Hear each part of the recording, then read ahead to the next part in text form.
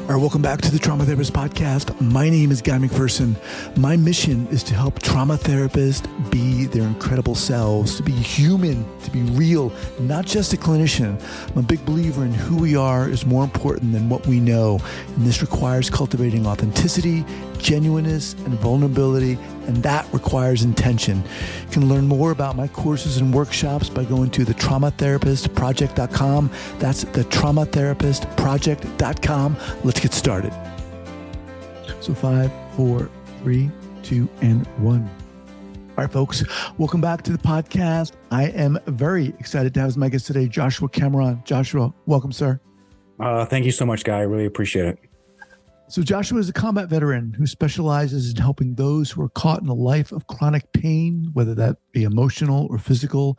He helps them heal through the healing, the spirit, and following Taoist principles of inviting flow where there are blocks in our energy. Joshua spent over 10 years in the medical field, from combat medic in the Army to pediatric medical research and data analysis at the University of Utah. All right, Joshua, welcome, man. Before we get going, share with our listeners where you're from originally and where you are currently. Okay, well, that's easy because I'm originally from Utah and I'm currently in Utah. Now, I moved around a little bit. At 19, I joined the Army, then spent 4 years over at Fort Campbell. If you're familiar with the Screaming Eagles, right? If you ever seen like Band of Brothers TV show with Tom Hanks, right? That was the Screaming Eagles. So that's where I was. And then, spent time over, overseas at, multiple war zones. And then after that, spent 7 years in Indiana, but then made my way back to Utah at the end of 2010. All right. So how the heck did all this start for you? So it's a kind of a long story. And so I'll try and bob and weave my way through it. But I think a lot of how this started was really by, you'd mentioned about my spiritual, path a bit. And in order to have a spiritual path, I actually started on an anti-spiritual path. And what do I mean by that is that, in order for somebody to be truly spiritual, they really tap into who they are and listen to their inner voice.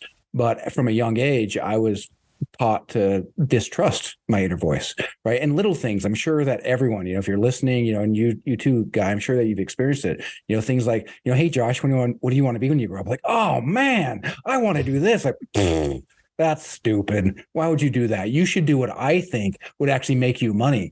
So then it starts making me think, oh, so my ideas are stupid. Oh, so then my career objectives are stupid. Oh, so then I'm stupid. And the problem with that is that, when your intuition says, hey, you should do this, but oh, sorry, I've already come to the conclusion that I'm stupid and I cannot trust my intuition, which ultimately led me to the Army.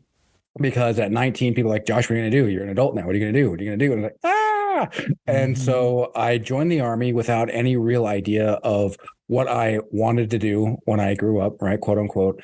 And it could have easily been perceived as a mistake. In fact, the 4 years that I was there, it was like, what did I do to myself? But what's amazing now is that since I have the grace to look back fondly at myself and not be like, right, to myself, I can then look and see like, oh, even if I was listening to other people and I wasn't trusting myself, I still put myself there willingly. And even though I joined, this totalitarian environment with an outrageously sized chip on my shoulder, that was still me. That was, still I did that, right? It wasn't the best environment for me, clearly. But what it did is it allowed me to create obelisks in time that I can then look at and be like, oh, hey, Josh, this is what happens when you get in your own way. And this is what happens when you think you're the smartest person in the room, right? I joined as an angry teenager, and it took me several years in my 20s to get out of that angry teenager phase. And this is what happens when you put yourself somewhere willingly and then completely resist it, right? Carl Jung says that which you resist persists. I resisted the angst. I resisted the fact that I was, in this totalitarian organization. So what happened? Well, then I was controlled even more. Right. Because if you don't follow orders, well, then guess what? Well, they're going to go ahead and start taking your money. They're going to start doing all sorts of things. And so it was a real benefit for me, though I didn't see it at the time. And so I think that was the start of it. I appreciate that. I appreciate you sharing that. And, what you said initially about trusting oneself and listening to oneself is profound. I mean, it's huge. I think a lot of people experience that on a day-to-day. Joshua, to this day, I'm still struggling with, listening to my gut, listening to my authentic self and trusting that. And it's something I'm still working on. So you said you grew up in an environment like that. Yeah. Now, was that via both parents, or are you speaking like specifically in your home environment, or just in your cultural environment as a kid? I mean, great questions. Great questions. Now, really both. And so in my home environment, right, my dad checked out when I was 2, got divorced, and then really didn't have a whole lot of influence. I saw him like maybe once a year, even though he lived like 30 minutes away, see him maybe once a year. Wow. And my mom was, in a, God bless her now, but, is a, flawed person just like us all, and was, drowning at the bottom of a bottle, and was married to somebody who was a tyrannical, alcoholic. And what I learned, at a very young age is that just like in Jurassic Park, the Tyrannosaur doesn't see you if you don't move. Now, the problem with that is that when I went to school, well, guess who gets picked on? The kid who doesn't move, the kid who's shy, the kid who doesn't stand up for themselves. So the very survival mechanisms that I employed to keep myself safe from the Tyrannosaur blew up in my face disastrously at school. So then that further instilled like, hey, I apparently everything I do is wrong. Mm-hmm. And so it created this animus between my, outer self and my inner self. So you go to the Army, and how are you working through this in the Army, or what's your experience while you're there? I wish I had the presence of mind to be able to work through it, but I just wasn't mature enough. I could easily say, well, hey man, I had no prefrontal cortex, right? So right. I was relatively brain damaged, so leave me alone. But I just didn't have the maturity, right? Because I was so caught up in this paradigm that I'm wrong. Well, then it just like a dog who's leashed outside all day long. Well, I snap at everything. Right. So there was a lot of innate trauma that was really bound up inside of me. It caused a lot of, mental, anguish and pain, and really caused me to be in my way quite often. So how do things unfold such that you start to become aware of what's been going on and what is going on at that time? Well, really, it starts off with, I'm a huge fan of Jordan Peterson. And even before I met him, I was really employing a lot of philosophies that he talks about, which one of those is allow yourself to do something stupidly. Right. I mean, because what the hell do we know, man? Right. And if I'm trying to do a venture, right, and I go out and I try it, well, if I give myself the allowance to do it stupidly, well, one, I'm not going to take it, overly seriously, when I fail, because chances are stupidity is not going to succeed, but it's going to give me valuable data. And that valuable data is going to allow me to be able to then say, okay, well, this worked, but that didn't. Okay, well, this worked, but that didn't. Okay, well, how do I then start getting more successes? And, I was working in pediatric medical research, at the time, Donald Trump became elected, and I was working around a lot of women, and there was a big uproar, and it really, it galvanized me to be like, dun, dun, dun, look at me, I'm going to hop on my white horse and I'm going to ride into town, and everyone's going to be like, hooray, here's Joshua. And while I felt good, I did a lot of things really stupidly. And I was out there like, okay, well, what do I see working? Okay, in politics, what I see working is people say a bunch of loud things, and then they get seen. Okay, well, what if I try that and do a bunch of loud things? And what happened was eventually I got to a point where I'd be talking to somebody and be like, well, Guy, it looks like you don't quite understand what I'm saying, or in fact, maybe you disagree. So it must mean that I need to raise my voice a little bit louder in order to show just how right I actually am and just how superior my thoughts are. And so I really walked around a while with my head up my fourth point of contact without realizing it. But what it did is it gave me the benefit of putting myself outside my comfort zone so I could grow. And then eventually when I grew, well, I had to pop my head out of my butt.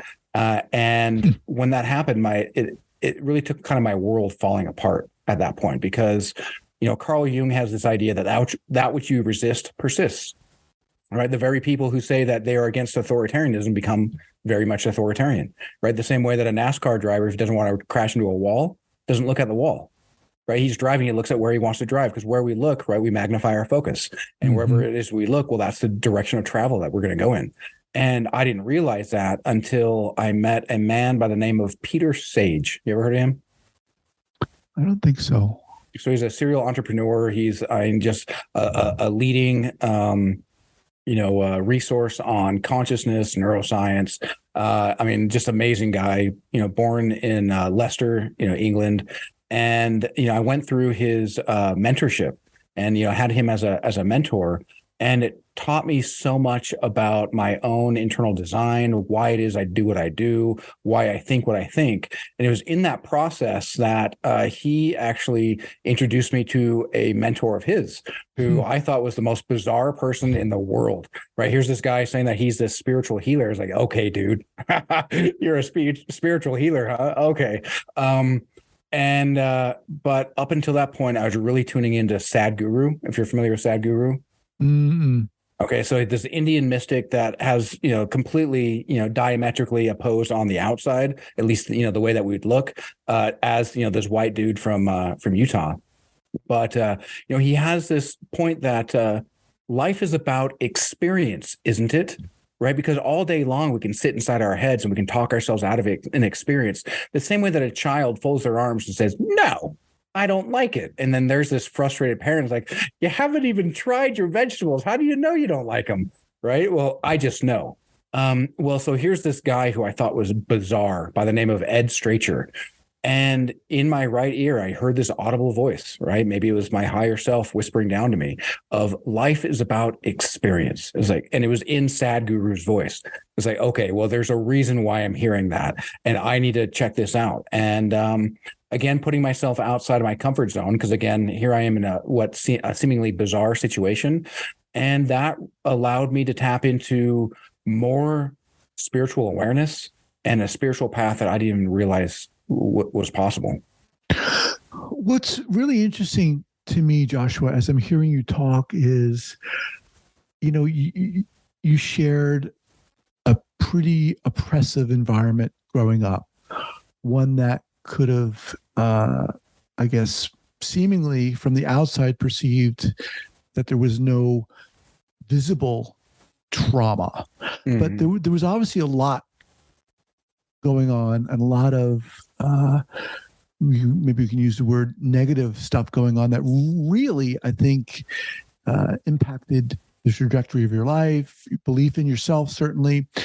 And yet you also talk about this pretty incredible self-awareness that you have. And to me, that's I think it's awesome that happened. But how the heck where did that come from? Great question. So since, ever since I was a teenager, I've been devouring, Aristotle, Plato, the Nietzsche, the great philosophical, geniuses. And in many ways it was above my head. Right, especially reading Nietzsche as an 18 or 19-year-old, it's just like, I get that these are words, and it was almost like it was almost like a Zen koan. If you're familiar with Zen koans, yeah, because Zen koans don't really make sense as you read them. They're supposed to make intuitive sense as you read it, in the same way that somebody tells a joke and then you laugh, right? You just get it. And in many ways, I find this philosophy like that. And so it took me a lot of years of, reading, this is what I think that they mean. Let me go ahead and adopt that way of thinking and looking at the world in this lens. And then it, through, I guess, the law of attraction, I really attracted things into my life that allowed me, gave me the opportunity to see, hey, do you actually believe what you think you believe? Right? Do you actually know what you believe? And as I experienced these things, it really allowed me to look further into myself, whether I realized it or not, in order to really cultivate what it was that I wanted. Wow. That's a really, I think, powerful position to be in. And I think a lot of us could benefit from having that kind of insight, looking at being aware of our belief systems, our paradigms that we're running on a daily basis. All right. So how did you get to a point? First of all, let me remind everyone I'm speaking with Joshua Cameron. How did you get to a point, Joshua, where you said to yourself, right, I want to start helping people or working with people to help them along their journey? So that's a slightly complicated question, because I thought I was helping people when I was out doing my political activism. And what I mean by that is that I suspended and just kind of, forwent anything that needed work in my internal life. I just allowed my life to basically fall apart, because look at me, right? That's kind of what the martyr does. The martyr says, hey, even though my life is falling apart, look at the good that I'm doing for you, which is complete BS, right? The idea that you change yourself and change the world is probably the truest statement ever, because, if we don't put the oxygen mask on ourselves first, we're going to pass out and we're not going to be able to help anyone. And as much good as, whether I was doing good or not, if I'm not taking care of myself, well, I'm gonna collapse out of exhaustion, right? I'm gonna collapse because my life is falling apart. And so it really was the examination of my internal belief system, right? Again, who am I? Who do I want to be? And when I first started tuning into Jordan Peterson, right, the ability to suspend my disbelief in order to entertain an idea, right? It was Aristotle who said that it's a mark of an intelligent mind to be able to entertain a thought without accepting it. Right? Just because you say something doesn't, I can certainly be skeptical, but what if I verify it? Right? Mm-hmm. What if I don't just, fold my arms and dogmatically say, well, I think this is silly, therefore I'm just going to assume these vegetables taste gross, right? Mm-hmm. Just like a little kid. And so, with that, as I started examining, who I was, Jordan Peterson had this idea that probably the best thing that you can do for yourself is to create your highest ideal of goodness, of which you can conceive, and then become it, right? Make yourself worthy of it by becoming it. And when I started playing with this idea, I actually had a vision pumped in my head of a podium. And that podium was obvious that it was at a church. It was obvious to me that church was a Mormon church, because I live here in Utah. But I was like, well, wait a minute. I get from this vision that I should be speaking from the business end and addressing people. But I'm like agnostic at best and kind of thinking atheist. Like, I certainly don't believe in an entity as God. How the heck am I going to be able to address, like, how is that even possible? And by, just speaking with some friends, come to find out, oh, well, that's interesting. Every first Sunday of every month, there's this fast and testimonial meeting that the LDS have, that where anybody who shows up can go up and share their thoughts. Anybody, huh? Interesting. And so I went up there and started just sharing my thoughts. And by the third month of being there, I created an editorialized version of my highest ideal of goodness, which was Gandalf. But not Gandalf in the sense of, you shall not pass, which is awesome and all. But the Gandalf who shows up to hang out with hobbits that everyone else dismisses, sees them as useless, and yet the hobbits saved the entire Middle Earth because their love of life and their love for community actually protected them against the pervasive evil, which was Sauron. And so Gandalf's love for humanity and love for connection, right? That's what I saw as my highest ideal of goodness. And well, here I am. So give us an example of the work you do. What does it look like specifically? Obviously, you don't have to use names, but walk us through. Sure. So I have a client right now who came to me in tears. This person has been they got in a car accident 20 years ago. They, smashed their ribs up. Their ribs are still hurting from 20 years ago, or at least were. And now they had, bone spurs in their spine. Trauma in their mind, and a swollen lymph node in their body because their lymph system isn't working. She was told that her liver was blocked. I don't necessarily know exactly what that means, but just going off of what she was saying. And as I, was talking to her, first I have to find out, like, is this something that is just like a passing, interest? Like, yeah, I kind of want to heal, or, oh my God, like I need to be able to heal. right? How serious is it for you? Because, if it's not serious, you're just not going to pay attention. Right. And, almost like a football player who thinks too much of their abilities and they don't really involve themselves. Right. They're just not really that interested. They're not checked in. They're not listening to the coach. And so I have to find out, hey, are you even coachable? And then, as I do that, well, my modality is effectively, I bring people down into a deep meditation, get them, into an alpha state. I do record them so then they can go back over through the meditations because, everything is energy, right? This is something that, physics proves. In fact, Einstein's mentor, Max Planck, was famous for saying that, everything is consciousness. And, the more that we wrap our minds around that, then we start to realize and even see that neuroscience now is proving that the brain doesn't know the difference between imagination and actual physical, interaction. And so part of what I do is get through to their identity, right? There's three main levels of awareness. One is intellectual level, right? And you can think of like a smoker, right? There's literally no reason why a smoker should smoke, right? There's no reason why they should, suck in carcinogenic vapors into their lungs. So intellectual, right? We can know things all day long, but we're not necessarily going to take action, right? We can know what to do, but we might procrastinate. We can know what to do, but then we just may not do it. And then there's the emotional level, right? Take that same smoker and say the daughter comes up and says, Daddy, I really want you to quit smoking because I want you to walk me down the aisle one day. He's like, right. And then they crush those cigarettes and they throw them away. Well, that's great to be able to get you, out of your rut and get you actually moving towards a goal that you want to do. However, right now they're a smoker who's quit, which means they're doing what? They're resisting. They're resisting the urge to smoke. Problem with that is that what you resist persists. If you're at the gym and you're holding a resistance band, there's only so much time until your arms give out. And until you change your identity, and this is really where I help people get to, is getting to their identity level and remaking the identity that they want. Because once you change your identity, well, somebody offers you a cigarette. It's not, you don't even identify as a non-smoker.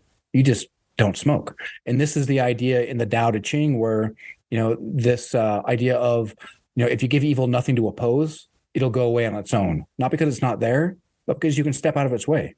Right. But if you're opposing and you're resisting, well, your willpower will give out. Right. Because, no matter what, the environment will trump your willpower every time over time. If you and I are hanging out and I'm about to fall off a cliff face, I'm holding on. You come back on Tuesday, I ain't going to be there. Right. So for context purposes for our listeners, so you are a coach. So I do coaching because I do need to make sure that you understand, or, proverbial you understand that, thoughts have power, right? And, our words cast spells on us all day long. And there's a very easy way to think of that right here in America, which I love the US, but we talk about how we are the land of the free, right? And so we use these words and we adopt them and we believe them. But if we're the land of the free with 4% of the world's population, but 25% of the world's prisoners, well, that seems strange. That doesn't seem very free, but we believe it anyway.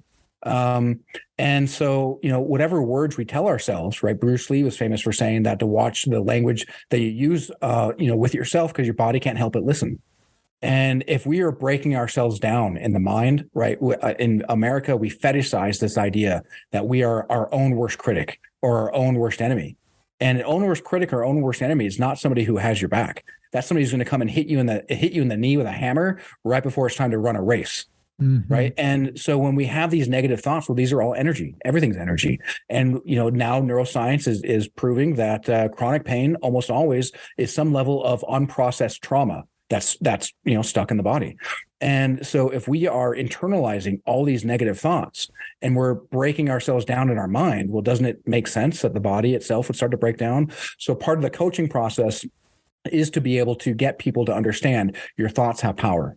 Right. You live in a world where the world happens to you. Well, then you're going to get a reflection because the world is going to mirror that, hey, things are happening to you and things are going to fall apart. But when you start seizing that power back and you actually start looking at where you want to go instead of looking where you don't want to go, that coupled with the powerful meditations and, the effectively, it might sound silly, but, whatever. I help people heal their soul. And what I mean by that is, this idea of flow, right? We need all energy needs flow. And if we are blocking up our flow by, having these, traumatic ideas and thoughts constantly beating ourselves down, just like water needs to flow, the energy in our body, if it quits flowing, well, it starts to stagnate. And what's attracted to stagnating water? Well, parasites and mosquitoes. And what do they bring? Well, they bring diseases. And so what happens when these parasites and mosquitoes, attach themselves to our energy body? Well, just like they do in the real world. Instead of drawing our lifeblood, they're drawing our life force. And if our life force is drawn, just like Max Planck said, everything is consciousness, which is, a good placeholder for soul. Well, if the soul itself is being drained, well, then of course the body and the mind break down as a natural consequence. But the soul itself is now at full power, well, then the body and the mind, will they heal as a natural consequence. And instead of flopping our arms around and fighting these mosquitoes, which then gets the heart rate going, which then gets the breathing going. And what are mosquitoes attracted to in the first place? Our carbon dioxide output. Well, then what I do is I help introduce that flow through the coaching, as well as the meditations, as well as just healing the soul. So that way that energy can start flowing again, get rid of that stagnant energy. So then you're stepping out of the way of that evil rather than opposing it. Now, in terms of help us understand how trauma comes into play here, because obviously there are a lot of different trauma treatment modalities out there, ones that focus on the body, somatic therapies, and so forth. How do you approach that if someone comes to you with an obvious pronounced traumatic experience, say sexual assault and so forth? What is your, and again, with the understanding that everyone's different, but how do you approach that? I fell into that idea intuitively. And what I mean by that is, for, a while, I was a nerd. I don't watch as much TV now, but I was watching a lot of Stranger Things. And, on this Stranger Things, there's, this girl, 11, who goes into a sensory deprivation tank. And in there, she taps into a whole new dimension. And so I started playing with these ideas like, well, wait a minute. Well, I have access to a deprivation tank. I also have access to, quote unquote, magical abilities. Well, what would happen if I put myself in a deprivation tank and see what I can do with my magical abilities? And so what happened was, and this is also what I do, but I had to learn how to do this for myself first. But in this deprivation tank, I'm going through my meditations, I'm going through my energy work, and I'm feeling more love and more connectedness than I've ever felt in my life. And it occurred to me at that moment, right, that I should summon the worst, grossest memory of my life. And so I did. And so just like I was in a hologram in this new dimension, I went ahead and had it playing. And then I created the version of me that was at that age, right? This 6-year-old boy who didn't have a dad, right? Who basically was checked out, who, the only father figure that was there every day was this, maniacal tyrannosaur that's also drowning, at the bottom of a bottle of alcohol. And what I did was I then projected myself who I was then, feeling this ultimate love right next to that little boy. And I took his hand. And the love that I never got as a boy, well, I've learned how to give love to my son. So what did I do? Well, I gave the same love that I give to my son to myself. And I learned at that point that I can be my own father. I don't need to go looking out for the validation from my dad because I can give that to myself. And then what I didn't realize at the point, but then the Tao helped me understand what I did here, is that, I filtered that gross emotion through that feeling of love that I had. And then as I filtered it, then I passed it on to that kid, that child version of me. And so this is actually what shamans call soul retrieval. I don't know if you ever heard soul retrieval, but, so I went through and effectively did what they call soul retrieval. And, as I'm holding his hand, I'm processing this emotion for him. Right. And then I turned around and let him know, hey, you never have to be afraid ever again. And I gave him a big hug that he needed to feel safe. And I just bursted out crying. I was, I made that salty water a little bit saltier, for a couple of minutes. But, and so that's effectively what I do is I don't go in there and say, hey, let's get rid of this memory. Let's go in there and save that person from that event. and let's remake, right? Because the brain doesn't know any difference. So if the brain doesn't know any difference, well, let's go ahead and remake those neural pathways. And since we can remake those neural pathways, what are we doing? We're stepping out of the way of evil. Share with us, if you can, an insight from when you started this work, an insight about an error you made, a clinical error you made, and what you learned from that, or a coaching error, rather. Yeah, I guess so part of coaching is you've got to know when to lean in and call your clients on their BS. Right? Because as much as people want to be able to heal, they're also going to fall back on the pathways that they're used to. And, people who live in a, life happens to me mentality need to get out of that if they're ever going to have any sense of healing or any sense of self-autonomy. Otherwise, they're constantly going to be giving their power to others. So there were times that I've learned that wearing kid gloves too often and just trying to be nice rather than just kind of drawing a line in the sand and not being rude, but being stern and say, hey, this behavior is not acceptable. Right. Because when you're new, right, you can get nervous, and it's, and when you're nervous, you want people to like you. Right. And so I would say that, being liked is far less important than being effective. Yeah, I agree with that.